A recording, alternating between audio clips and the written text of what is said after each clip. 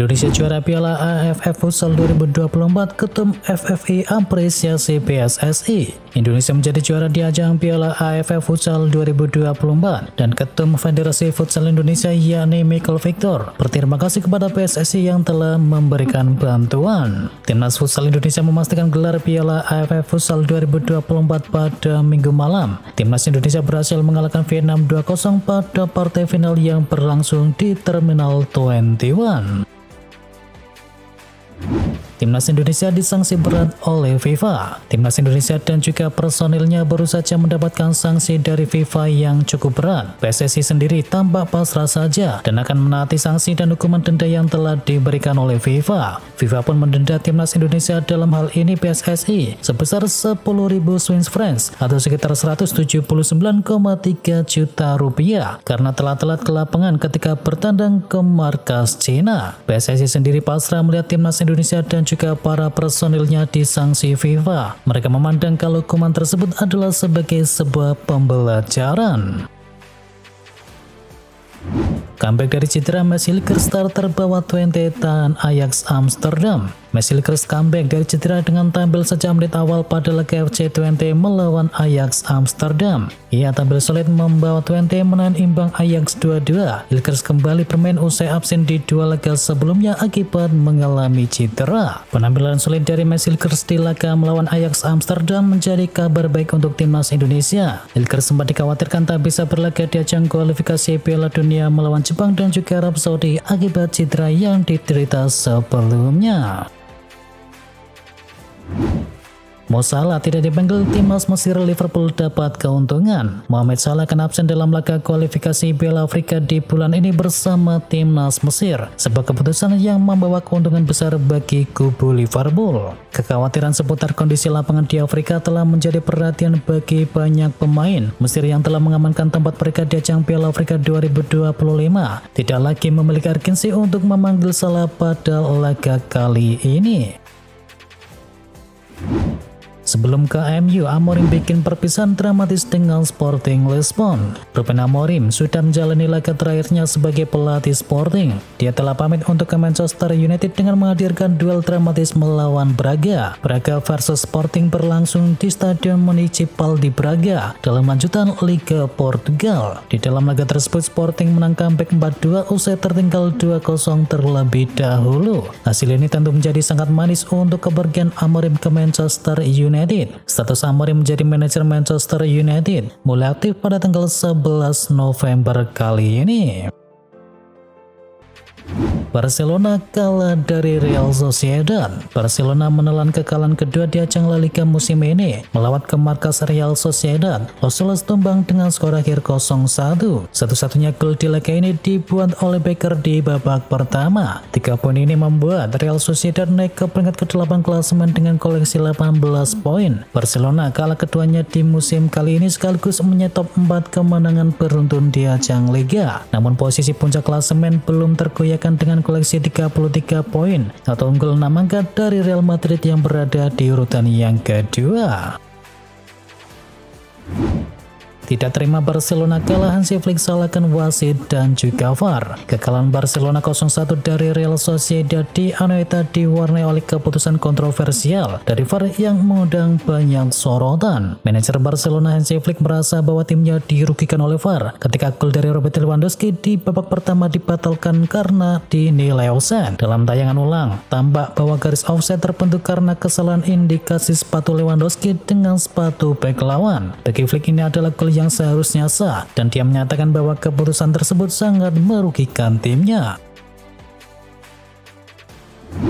Bikin gol dan juga asis lawan Villa, Mo Salah kini sama rekor legenda Manchester United. Mohamed Salah mencatatkan 1 gol dan juga 1 asis di pertandingan Liverpool versus Aston Villa. Catatan itu membuat Salah kini mengemaskan 35 gol dan juga asis di pentas Premier League. Jumlah itu ternyata menyamai rekor sebelumnya yang dikuasai oleh legenda Manchester United yakni Wayne Rooney. Sebelumnya jadi pemain dengan gol dan juga asis terbanyak di ajang Liga Premier Inggris. Jadi sekarang Mo Salah tinggal mencatatkan 1 gol dan juga 1 asis lagi di 1 laga bersama Liverpool. Dengan demikian ia bakal menjadi pemain dengan gol dan juga asis terbanyak di sepanjang sejarah Premier League.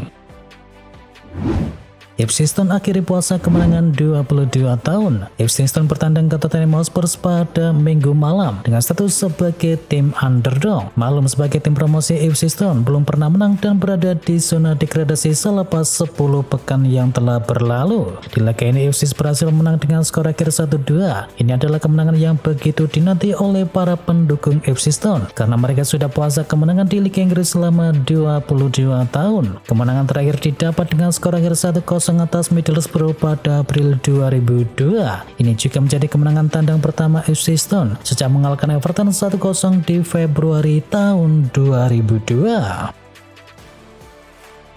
Menang lawan Leicester City, Van Nistelrooy bangga dengan perjuangan MU. Ruud van Nistelrooy memuji perjuangan dari Manchester United untuk meraih kemenangan meyakinkan atas Leicester City dalam pertandingan terakhir sebagai pelatih sementara. Bermain di Old Trafford, tim tuan rumah menang dengan skor telak 3-0. Bruno dan juga Alejandro Garnacho mencetakkan gol di masing-masing babak setelah Victor Christensen membobol gawangnya sendiri untuk memberi Man United kemenangan keempat di ajang Liga Inggris musim ini. Dengan hasil ini MU menduduki peringkat ke-13 klasemen sementara dengan koleksi 15 poin.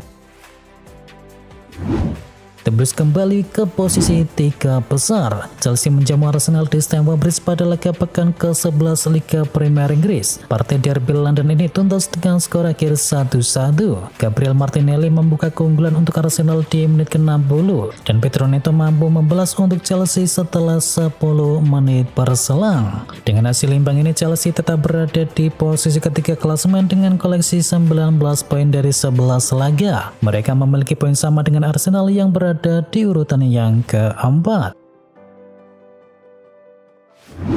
Bruno Fernandes mulai panas. Bruno Fernandes jadi bintang kemenangan MU atas Leicester City. 1 gol dan juga 1 asisnya membuktikan bahwa Fernandes kini mulai panas. Sejak ditangani oleh Van Nistelrooy, Fernandes sudah membuat 4 gol dari 4 laga yang telah dijalani. Padahal 13 pertandingan awal di musim ini, Fernandes tidak mampu membuat gol ataupun asis. Catatan spesial lain Fernandes adalah dia jadi pemain Portugal kedua setelah Cristiano Ronaldo yang terlibat dalam hadirnya 100 gol atau lebih di ajang Premier League. Pencarian pengganti Rodri berlanjut, kini City kejar gelandang milik Real Madrid. Man City terus melanjutkan perburuan mereka untuk mencari gelandang baru dan sekarang mereka dikabarkan tengah mengincar gelandang milik Real Madrid yakni Federico Valverde untuk menggantikan posisi dari Rodri. Valverde, pemain serba bisa berusia 26 tahun, dianggap sebagai sosok yang tepat berkat kemampuannya bermain di posisi manapun, mulai dari gelandang tengah hingga posisi winger kanan. Borussia Dortmund ambisi rekrut adik Jude Bellingham dari Sunderland. Borussia Dortmund berambisi datangkan bintang muda Sunderland yakni Jude Bellingham di bursa transfer Januari. Pelatih Sunderland dipastikan merasa ketar-ketir karena salah satu pemain andalannya itu bisa ikuti jejak sang kakaknya. Untuk bisa datangkan Jude Bellingham, Sunderland diyakini meminta bayaran sekitar 20 juta pound sterling atau setara dengan 406 miliar rupiah. Dan menurut Nixon, The Perusahaan pun dikabarkan siap membayar dana sebesar itu untuk pemain idamannya tersebut. Manchester United siapkan transfer kejutan untuk bintang Chelsea. Manchester United dikabarkan tengah merencanakan langkah mengejutkan untuk bisa mendatangkan bintang Chelsea yakni Christopher Nkunku dalam upaya untuk bisa memperkuat skuad mereka jelang kedatangan manajer baru Ruben Amorim. Diketahui Nkunku jarang mendapatkan kesempatan tampil di Liga Inggris musim ini. Nkunku diketahui lebih sering tampil di ajang Piala Liga, namun tetap menunjukkan ketajamannya dengan torehan 10 gol dari 17 laga. Dengan kedalaman skuad yang dimiliki Chelsea di lini serangnya, tim asal London tersebut mungkin saja bersedia melepas Nkunku jika mendapatkan penawaran yang tepat. Krisis bek tengah Real Madrid pulangkan Sergio Ramos. Usai kemenangan telak 4-0 atas Osasuna, legenda klub yakni Guti mendesak klub untuk bisa mempertimbangkan membawa kembali Sergio Ramos guna bisa memperkuat lini pertahanan mereka yang saat ini dilanda krisis cedera. Guti menyarankan langkah cepat untuk bisa mencari pemain di pasar transfer, dengan Ramos adalah sebagai opsi yang tak memerlukan biaya transfer. Dengan pengalamannya lebih dari 1 dekade di Real Madrid dan koleksi 22 gelar utama, Ramos bisa memberikan penguatan sekaligus pengalaman di lini belakang milik Ancelotti. AS Roma resmi pecat Ivan Djuric, Roberto Mancini jadi pengganti. AS Roma akhirnya mengeluarkan sikap terkait nasib dari Ivan Djuric. Sang pelatih kini telah resmi dipecat oleh Gianluigi Rossi menyusul beberapa hasil negatif yang diraih oleh Roma. Duduk di peringkat ke-12 di Serie A merupakan awal musim yang buruk bagi Roma dalam 20 tahun terakhir. Laporan di Italia menyebutkan bahwa Roberto Mancini yang telah meninggalkan Arab Saudi dikabarkan telah melakukan negosiasi dengan klub dan dapat mengambil alih kursi kepelatihan. Sebelumnya direksi Roma sempat memantau situasi nama-nama seperti Edin Terzic, Paulo Sousa, dan juga Frank Lampard sebagai pengganti dari Djuric. Namun mereka kini dikabarkan tengah serius untuk bisa mendatangkan Roberto Mancini.